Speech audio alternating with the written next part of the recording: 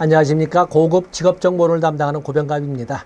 이번 시간은 2019년도에 있었던 기출문제, 네 번째 기출문제를 분석해 보도록 하겠습니다. 41번부터 60번까지 분석을 하는데, 첫 번째 문제, 한국 표준직업분류의 대분류와 직능수준과 관계가 틀린 것은? 한국 표준직업분류는 대분류 1부터 시작해서 대분류 9를 지나 대분류 대문자 A까지 이렇게 10개의 대분류가 되어 있습니다. 대분류 1은 관리자, 대분류 2는 전문가 및 관련 종사자, 대분류 3 사무종사자, 대분류 4 서비스 종사자, 대분류 5 판매 종사자 등등등 해서 대분류 9 단순 노무 종사자, 그리고 대분류 대문자 A 군인, 이렇게 해서 10개의 대분류가 있습니다. 자, 각각의 대분류에서 요구되는 직능 수준은 어느 정도인가를 우리가 살펴봐야 되는데, 문제가 지금 그걸 출제한 겁니다. 그래서 이렇게 크게 대분류 1 관리자, 대분류 2 전문가 및 관련 종사자, 이 대분류 1과 2는 4 수준을 요구하는데 아무리 모자라도 3수준은 돼야 된다. 그래서 3수준 또는 4수준 이렇게 하는데, 사실은 원칙적으로 원하는 수준은 4수준입니다. 그러나 아무리 모자라도 3수준은 돼야 된다, 이렇게 해석하시면 됩니다. 그에 비해서 대분류 3 사무종사자로부터 시작해서 대분류 8까지는 이 영역에 대해서는 보통 2수준이면 충분하다라고 해서 사무종사자, 서비스 종사자, 판매 종사자부터 기계 조립 제작 및 관련 종사자까지는 이렇게 2수준이면 이렇게 되고 있다고 설명하고 있습니다.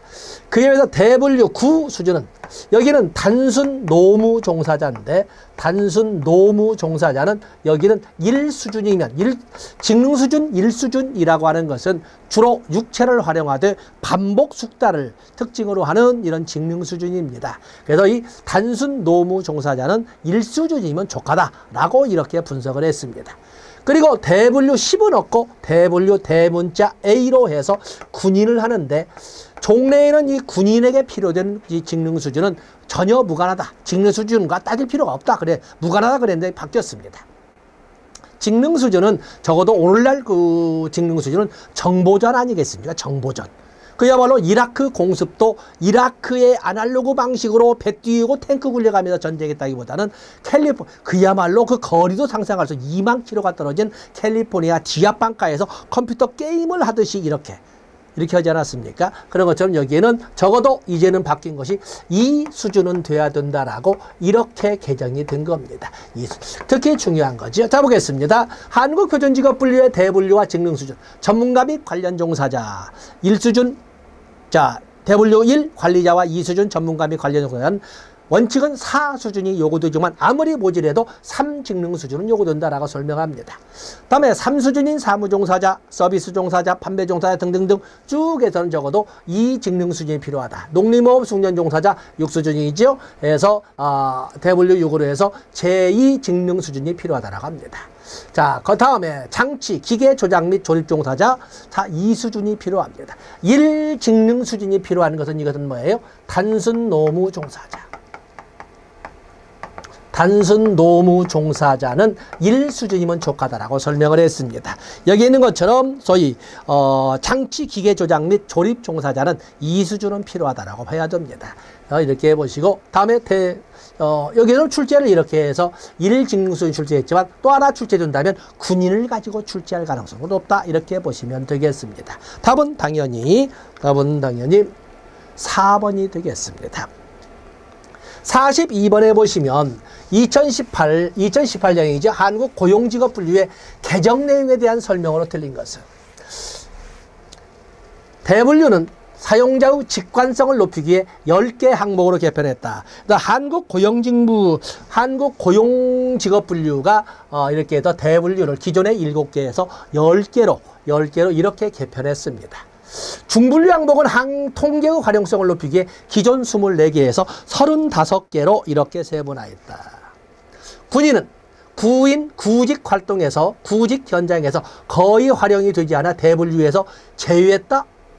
자, 군인이 구인 구직 고용직업분류, 아까 우리가 보면 여러분이 조심할 것이 한국 표준직업분류와 한국 고용직업분류를 봐야 되는데, 바로 여기 한국 표준직업분류에서는 군인을 대분류, 대문자 A로 분류하지 않았습니까? 그런데 여기 한국 고용직업분류에서는 바로 군인이란 단어를 가지고 구인구직에도 활용되지 않기 때문에 대분리에서 제외했다라는 이런 것 등을 여러분들이 꼭 활용해 주셔야 됩니다.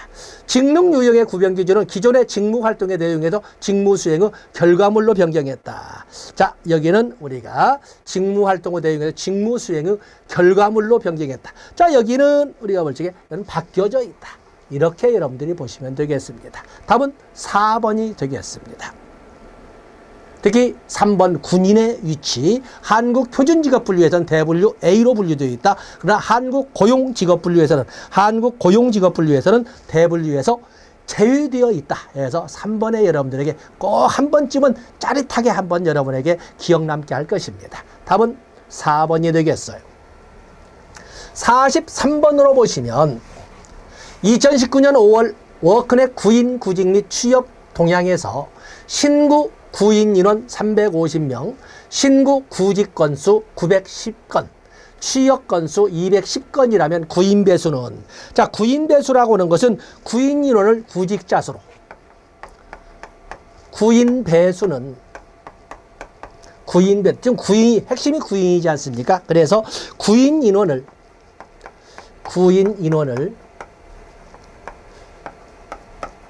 구직자 수로 나누어서 계산하는 방법입니다. 만약에 구인 배율 그러면 곱하기 100이기 때문에 이건 뭐 큰 의미가 없습니다. 지금 여기에는 분명히 구인 배수기 때문에 그 소수점 이하가 나와 있는 거예요. 그러면서 소수 넷째 자리에서 반올림하시오 이렇게 되어 있습니다. 그러면 구직자 수가 몇이? 구직자 수 신규 구인 인원이 350명, 신규 구직 건수. 그래서 구직자 수가 910건이 되어 있고, 그다음에 구인 인원이 350명. 일자리를 찾는 사람은 910명인데 일할 사람을 찾는 회사는 350개밖에 없었다. 그래서 여러분 계산하시지요? 계산해서 보시면 뭐 계산기 가지고 가셔나? 그렇죠? 그래서 여러분들 계산해 보시면 되겠습니다. 그래서 94는 아니고 9327 9327 이렇게 15에 9327에 8 9981 9는 3점. 그렇기 때문에 여기는 그다음에 3.8 뭐 가까운 곳은 3번밖에 없네요. 그래서 여러분들이 계산기가 없었다고 하더라도 계산기가 없다고 해서 계산을 못할 바는 아니다. 이렇게 계산할 수 있고, 어떤 구인 배수라고 하는 것은 일자리를 찾는 사람분의 일자리를 찾는 회사. 그래서 구인 인원을 구직차 수로 나누어서 계산한다는 것을 보시고, 율로 나오면 곱하기 100 하면 되니까 주관식이 아닌 이상은 문제는 되지 않습니다. 답은 3번이 되겠습니다. 44번으로 보시면 한국 표준산업분류에서 산업분류의 적용원칙으로 틀린 건, 산업분류의 적용원칙은 이건 뭐 캔나투 아무리 강조해도 결코 부종합이 없는 이러한 그 아주 중요한 영역이거든요. 어떻게 산업분류하느냐. 근데 함정들이 많아서 복합적인 활동 단위는 우선적으로 세세분류를 아니죠. 우리가 산업분류나 직업분류나 먼저 대분류하고 그리고 나서 중분류, 소분류, 세분류, 세사분류 나가는 것이지, 이거 틀린 것은 뭐 여기서 무슨 고민이 필요하겠어요. 그렇기 때문에 이건 답으로 찾아간다면 복합적인 활동 단위의 이 산업분류를 할 때는 먼저 대분류하고 그 다음부터 중분류, 소분류, 세분류, 세세분류로 이렇게 결정해야 됩니다. 생산 단위는 산출물뿐만 아니라 투입물, 생산공정 등을 함께 고려하여 정확하게 설정된 항로로 분류해야 된다. 산출물만 고려한다거나 투입물만 고려해서는 안 되고 모두를 다 같이 고려해서 산출물의 특성, 투입물의 특성, 또 생산공정에서 일반적인 결합 형태를 다 고려해서 아주 가장 정확하게 설명된 항목으로, 산업활동이 결합되어 있는 경우에는 그 활동 단위의 주된 활동에 따라서 분류해야 된다. 이때 이 주된 활동이라고 하는 것은 부가가치가 가장 큰 활동을 말하고 있습니다. 공식적 생산물과 비공식적 생산물, 합법적 생산물과 불법적 생산물 분류하지 않는다. 다 좋습니다. 그렇습니다. 공식적, 거의 비공식적, 합법적, 이거는 그냥 법원에서 판결할 문제를 밖에서 알아볼 수조차가 없습니다. 그것을 분류한다는 자체가 우스운 거죠. 그래서 여기도 틀린 것은 당연히 1번이 되겠습니다. 45번으로 넘어가 보시면 워크넷 채용정보 상세 검색 시 워크넷을 보면 채용 정보가 있고 직업 진로가 있고 고용 정책 정보가 있고 훈련 정보, 인재 정보로 쭉 해서 홈페이지 첫면에 떠 있습니다. 그중에 채용 정보를 클릭하면 첫 번째 나온 것이 채용 정보 홈이 나옵니다. 그리고 나서 그 채용 정보 홈을 거치게 되면 바로 채용 정보 상세 검색이 이렇게 나오는데 거기 기업의 형태, 아주 기업 형태의 구분이 나와 있습니다. 뭐 기본적인 함정은 중소기업은 없다 이렇게 누구나 알고 있습니다만은 외국계 기업, 공사합동기업, 일학습 병행기업, 벤처기업 다 있는데 공사합동기업이라고는 는 존재하지 않습니다. 그래서 여러분들 보면은 거기에 보면 소위 공무원 또는 공기업, 공사나 공기업 또 그런가 하면은 코스피나 코스닥, 강소기업 우리가 보면 여기 보면은 여기 없는 공무원 또는 공사나 공기업 또는 뭐 공공기업 있지요. 또 그러면 벤처기업이 있군요. 또 강소기업 또 청년친화 강소기업 강소기업은 나 청년친화 강소기업 중소기업은 없습니다. 또 마지막에 청년친화가는 가족친화 인증기업 친화 인증기업 또 외국계 기업, 벤처기업, 일학습 이런 등등도 모두 이렇게 채용정의 상세 검색이 있지만 이건 없다. 그래서 공사합동기업은 언급하지 않고 중소기업도 언급하지 않습니다. 답은 2번이 되겠어요. 45번에 보시면 하도 이 중소기업은 없다 그러다 보니까 문제는 저렇게 공사합동기업이 됐거든요. 공무원 그리고 별도로 공사나 공기업이나 공공기관 이렇게 더 분류를 하고 있습니다. 한국 표준 직업 분류가 기준 자료로 활용되는 분야를 모두 고른 것은 각종 사회, 경제, 통계 조사의 직업 단위 기준, 취업 발전을 위한 구인 구직 안내 기준.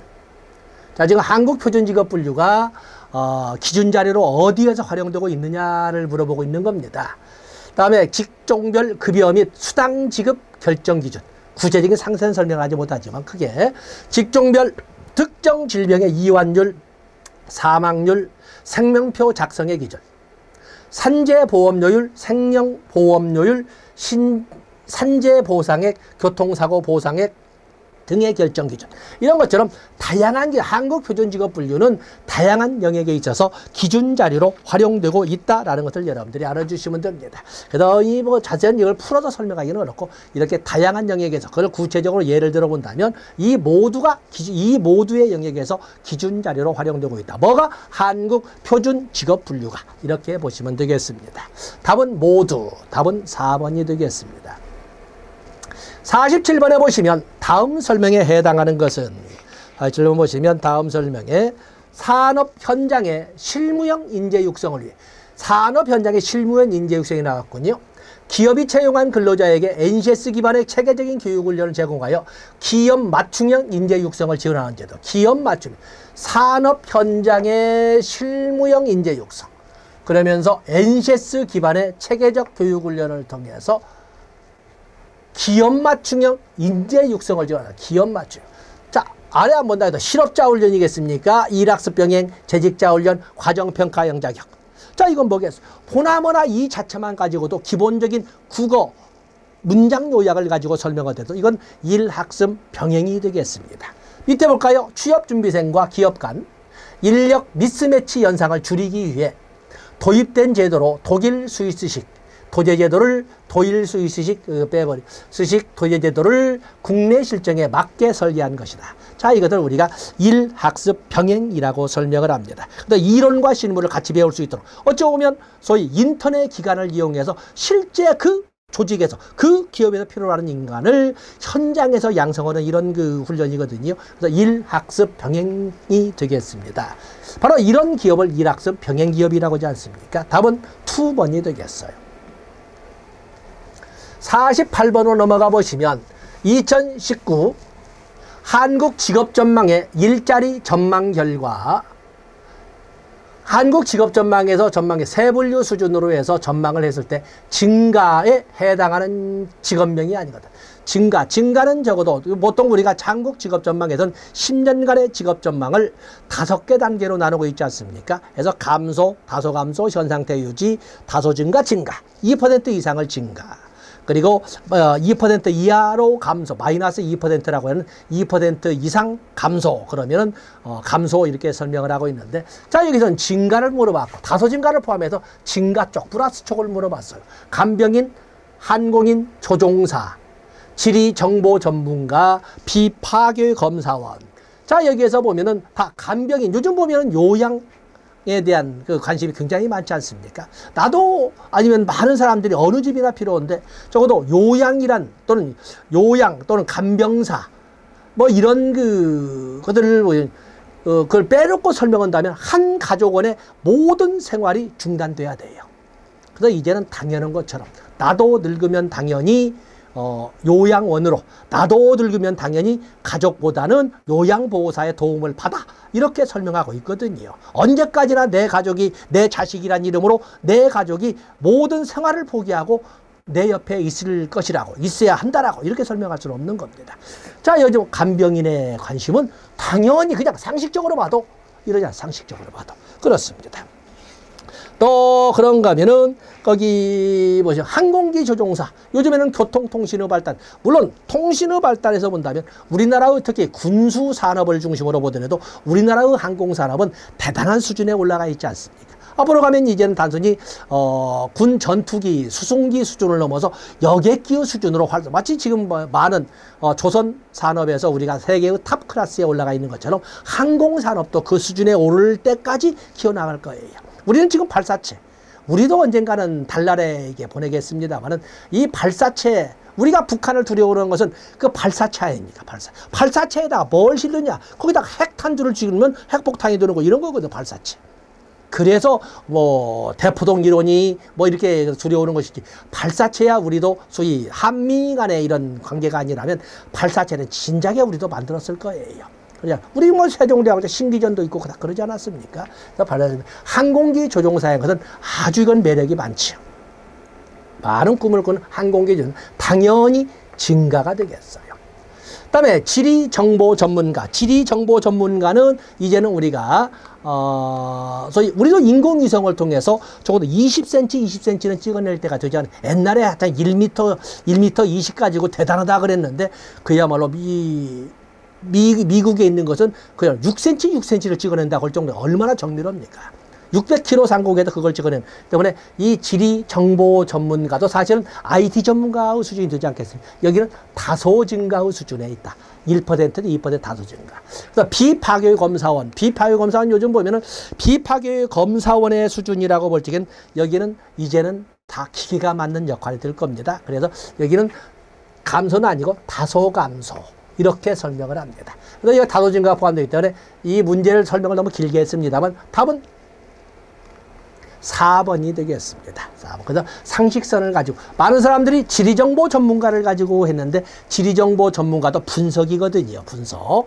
그래서 때문에 여기도 감소가 여기도 다소 증가의 수준에 있다. 이렇게 보시면 되겠습니다. 49번에 보시면 다음 중 고용을 주제라는 통계가 아닌 것은, 고급 직업정보론이다 보니까 수없이 많은, 보통 우리가 노동이나 고용을 주제로 하는 통계 자료는 약 40개가, 30여 개가 됩니다. 그 중에 아닌 거, 기업체 노동비용조사, 창업기업 동향, 사업체 노동실태, 일자리 행정통계 등등이 있는데 이 중에 창업기업 동향은 고용을 주제로 하는 것이 아니라 설립에 초점이 있는 거죠. 그야말로 회사 설립에 초점을 둔 것입니다. 때문에 굳이 자세한 것은 문장으로 탑재를 해놨습니다만 여기에서는 고용 주제, 창업은 고용을 주제로 한 것이 아니라 창업을 주제로 한 것이다 라고 이렇게 여러분들이 보시면 되겠습니다. 답은 2번입니다.